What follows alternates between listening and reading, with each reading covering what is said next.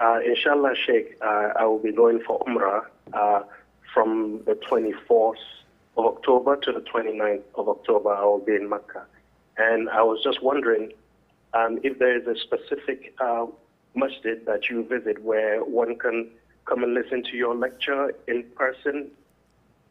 Thank you. Yeah, Jazakallah khair. At the moment, I do not give any sermons or lectures in masjids. I only limit this to TV channels and to Zoom workshops and to traveling to other countries.